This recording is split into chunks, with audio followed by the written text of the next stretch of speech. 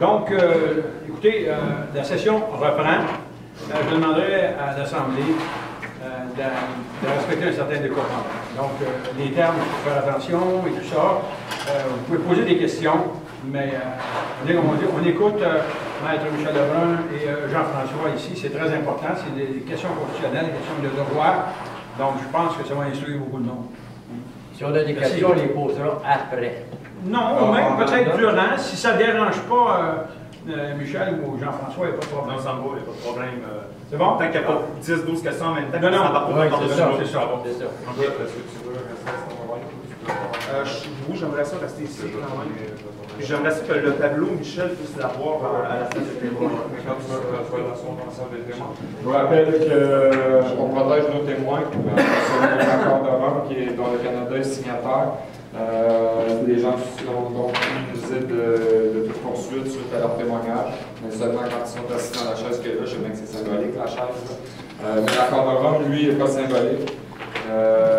Puis la raison pourquoi on fait ça comme ça, éventuellement, c'est que nous, on cherche l'application de la loi.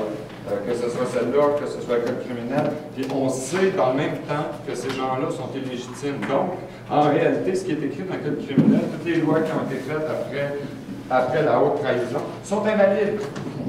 C'est là aussi. Mais eux autres, ils clament qu'ils agissent par ça.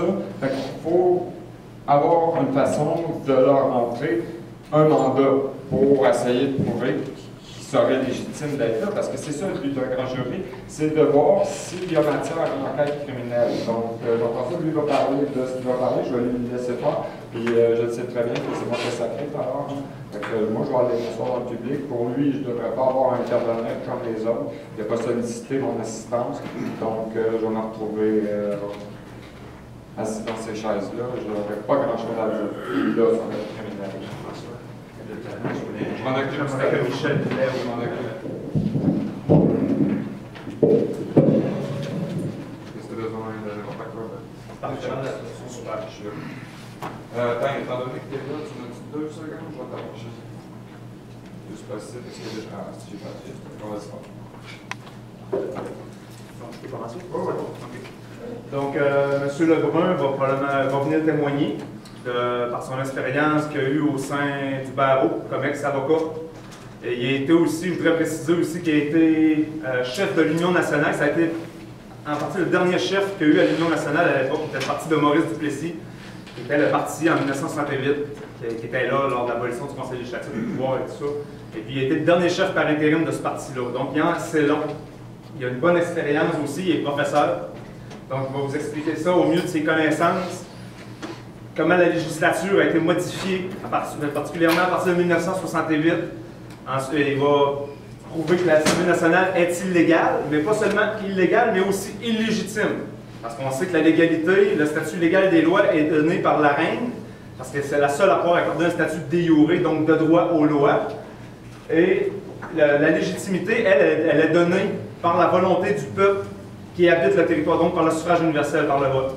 Et M. Lebrun va venir prouver que l'Assemblée nationale est aussi légitime, malgré qu'il y a peut-être 60 ou 70% des personnes éligibles au vote qui vont voter. Elle est quand même illégitime en vertu de certaines transcriptions sténographiques qu'on a de la commission parlementaire dans les années 80 et tout, où est-ce que les députés, tout ça, avouent que l'Assemblée nationale est illégale. C'est très fascinant d'aller voir ça. Il va vous exposer ça dans les moindres détails. Mais avant tout, je voudrais vous lire un paragraphe que la Cour suprême a écrit dans un renvoi. C'est 2 RCS 217-1998, qui est un renvoi sur la sécession du Québec, où la Cour suprême, c'est certain que la Cour suprême dit bien des belles choses, mais elle en respecte peu. Parce qu'on sait qu'il y a beaucoup de membres du barreau du Québec qui en font partie. Et ils disent bien des belles choses pour paraître roses. Donc, ils ont précisé au paragraphe 107 et 108. Ils ont parlé du principe de l'effectivité. Le principe d'effectivité, c'est une notion qui veut que l'on puisse violer la loi tant que la violation réussit. Comment dire, tant que personne ne va se lever de bas pour dire là c'est fini, ils vont faire ce qu'ils veulent. OK? C'est le rôle du grand jury, je pense, ça va être le rôle du grand jury de juger si le principe d'effectivité peut continuer à fonctionner au Québec, oui ou non. Donc, je vais vous lire ce qu'on dit avec les 2 petits paragraphes avec M. Lebrun interprété dans son témoignage. À notre avis, le principe de l'effectivité qui a été plaidé, parce que c'était le procureur général du Québec qui plaidait ce principe-là, n'a aucun statut constitutionnel ou juridique, en ce sens qu'il ne fournit pas d'explication ou de justification préalable à l'acte. L'acceptation d'un principe de l'effectivité reviendrait essentiellement à accepter que l'Assemblée nationale, la législature ou le gouvernement du Québec, là, il parle bien de l'Assemblée nationale, c'est-à-dire qu'ils sont au courant qu'il y a une Assemblée nationale, pourtant elle ne figure pas dans la Constitution du Canada. Pardonnez-moi, j'ai perdu ma ligne. La législature ou le gouvernement du Québec peuvent agir sans tenir compte du droit pour la simple raison qu'il affirme avoir le pouvoir de le faire. Dans une telle perspective, on suggère en réalité que l'Assemblée nationale, la législature ou le gouvernement du Québec pourrait prétendre réaliser unilatéralement la sécession de la province du Canada dans le non-respect du droit canadien et international. On soutient en outre que si le projet sécessionniste réussissait, un nouvel ordre juridique serait créé dans la province qui serait alors considéré comme un État indépendant. Paragraphe 108. Cette proposition est un énoncé de fait, donc de facto, c'est profondant en droit. Ce n'est pas un énoncé de droit. Elle peut être ou ne pas être vraie. Elle n'a de toute façon aucune pertinence quant aux questions de droit dont nous sommes saisis. Si par contre cette proposition est présentée comme un énoncé de droit, elle revient tout simplement à soutenir que l'on peut violer la loi tant que la violation réussit. Une telle affirmation est contraire à la primauté du droit et doit donc être rejetée. Je voudrais rappeler que dans la Constitution du Canada, l'un des principes premiers est la suprématie de Dieu, et ensuite de ça, on parle de la primauté du droit. Il y a beaucoup de gens qui ont dû lire la Constitution et qui l'ont vu dès le départ dans la Constitution de 82. Jean-François, tu trouves ça où? Est-ce que tu peux donner qui c'est l'auteur? Qui est l'auteur? Le renvoi, Ouais, c'est la Cour suprême. C'est dans 2 RCS 217 1998 et le renvoi à la sécession du Québec. C'est bon, je remercie. OK. Donc, je vais inviter Michel Lebrun. C'est pas une invitation. J'assigne, pardon, oui, c'est vrai. J'assigne Michel Lebrun à témoigner, à venir témoigner. Symboliquement, Comme témoin expert. Ouais. Juste une minute, puis après. Merci.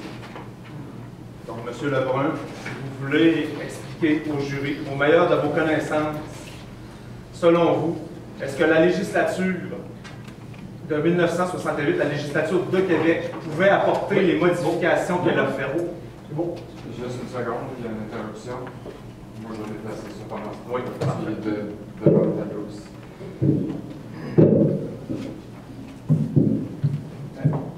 Là, c'est ça, là, après ça, le technique, là, on s'en sac d'Internet. Michel, veux-tu le micro? Est-ce que Michel préfère avoir le micro? C'est peut-être mieux, je ne sais pas. Parce que lui, il a une bonne voix, mais toi, c'est pas que tu n'as pas une bonne voix, mais... Michel parle pas fort, là. Si c'est possible. OK. Donc, je vais juste poser la première question, c'est vous passer. Donc, M. Lebrun, au meilleur de vos connaissances, est-ce que la législature de Québec, et non pas du Québec, de Québec, avant 1968, avait l'autorisation, au sens de la Constitution, au sens de l'acte de l'Amérique du Nord britannique à l'époque, d'apporter les modifications qu'elle a faites? La réponse à ça, c'est évidemment non. C'est évidemment non. Et puis, je vais vous expliquer pourquoi. Tout à l'heure, juste avant de commencer, tout à l'heure, M.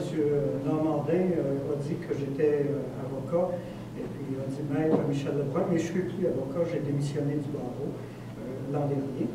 Et une des raisons de ça, c'est que le barreau ou l'exécutif du barreau ne voulait pas appliquer les lois constitutionnelles et ne voulait pas faire les démarches pour les appliquer. Alors, je vais vous expliquer très brièvement un petit peu l'histoire constitutionnelle qu'on a vécue. Et puis, je pense que tout le monde devrait être apte à comprendre, même si c'est peut-être un peu difficile. C'est correct? Bon. Alors, en 1867, a été créé ou a été adopté l'acte constitutionnel de 1867 par le Parlement britannique. C'est important cette distinction-là parce que ici, ça se passe seulement en Angleterre.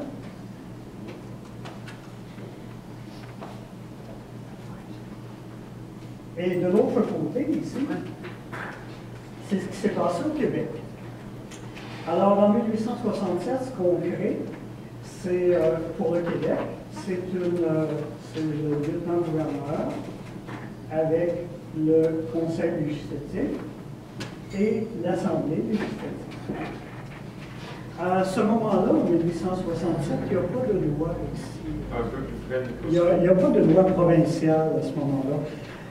C'est vers les années 1886 environ que le Québec va décider de faire une loi provinciale sur la législature. Alors, ils vont reproduire une photocopie de ça.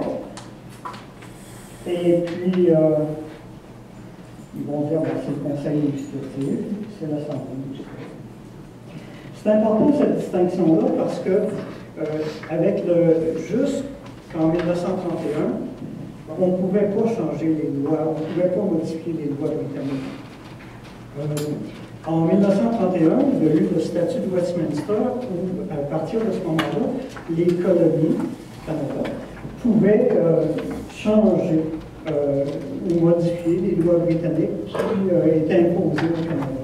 Sauf une qui était cette loi-là, la loi constitutionnelle de 1867, qu'on ne pouvait pas toucher. Et les articles qu'on ne pouvait pas toucher et qui nous touchent finalement, entre autres, ce sont les articles 71 à 79 qui élaborent le Conseil législatif et puis l'Assemblée législative, mais surtout le Conseil législatif.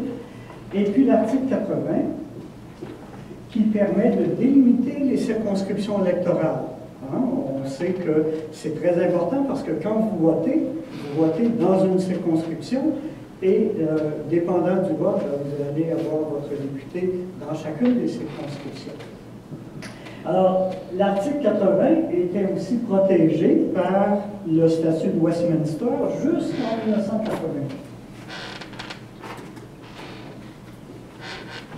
En 80. OK. Alors, ce qu'on a ici, c'est une loi sur la législature du Québec. Et puis, cette loi-là a continué d'exister de 1886 jusqu'à environ 1968,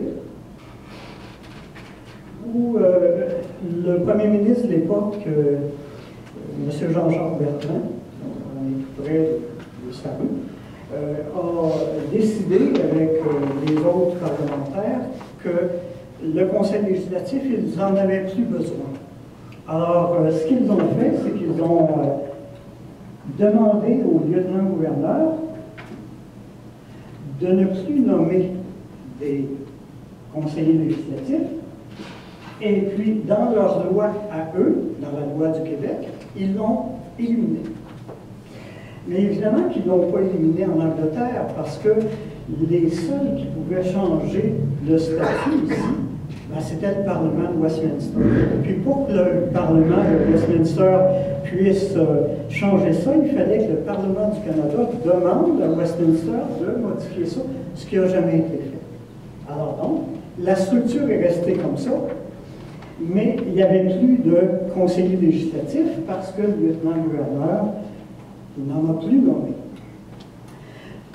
Peut-être faire une petite parenthèse. C'est important, ça, le Conseil législatif, parce que les gens ici, ils sont libres de dire les choses. Tandis que les avocats du ministère de la Justice, ils sont pris avec un serment de confidentialité. Et ils ne peuvent pas nécessairement révéler tout ce qui se passe, toutes les erreurs qu'il peut y avoir dans la législature. Mais eux peuvent le faire, ou pouvaient le faire. Alors, à partir de 1969, le 1er janvier 1969, il y a eu une nouvelle entité qu'ils ont appelée l'Assemblée nationale du Québec. C'est important cette distinction-là parce que avant, un peu comme Jean-François l'a dit tout à l'heure, c'était la législature de Québec. Et à partir de 68, la fin de 68, et ça a été en vigueur le 1er janvier 1969, là, ça s'est appelé l'Assemblée nationale du Québec. Jusqu'en 82. Alors, en 1982, il se passe quelque chose de bizarre. Parce qu'il faut aussi vous dire que tout de suite après 68, la législature a dit l'article 80 qui délimite les circonscriptions et qui faisait en sorte que le lieutenant-gouverneur devait sanctionner les circonscriptions. La nouvelle Assemblée nationale du Québec, en 70, juste après la crise d'octobre, parce que M. Bourassa a dit on a la crise d'octobre, alors là, on veut montrer qu'on est vraiment indépendant chez nous, et, etc. Alors, le 19 décembre 1970, ils ont décidé qu'ils abrogeaient ou qu'ils faisaient en sorte que ça cessait d'être en vigueur, l'article 80. À partir de ce moment-là, le lieutenant-gouverneur ne pouvait plus le sanctionner. Et c'est un petit comité qui s'appelle le comité de la représentation maintenant, qui a dessiné les circonscriptions. Et puis évidemment, je pense qu'ils les ont dessinées parfois à leur avantage. Mais il est arrivé une chose de bizarre, c'est que la loi sur la législature, avec le temps, elle prévoyait en 82 110 sièges.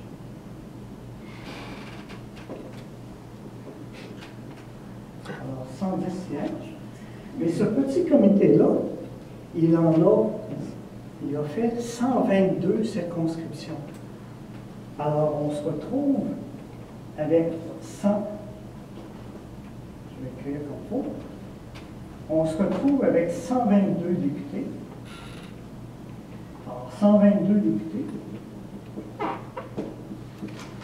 mais 110 sièges. Alors, évidemment, ça pose un problème. Chaise musicale. Il y en a 12 qui siègent illégalement. Il y en a 12 qui siègent illégalement, mais ce n'est pas seulement 12 qui sont illégales, parce que toutes les circonscriptions sont différentes.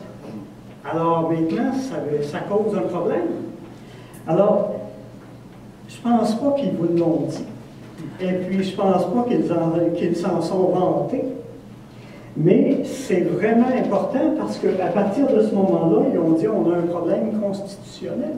Puis en plus, en 1982, la Constitution qui était ici, qui est toujours en anglais, qui n'a pas été changée, mais là, elle devait s'appliquer. Alors, ils devaient appliquer ça, mais ils se retrouvaient en situation d'irrégularité. Vous comprenez? Alors ça, c'est très important pour la suite des choses. Alors, je vais vous montrer juste un instant.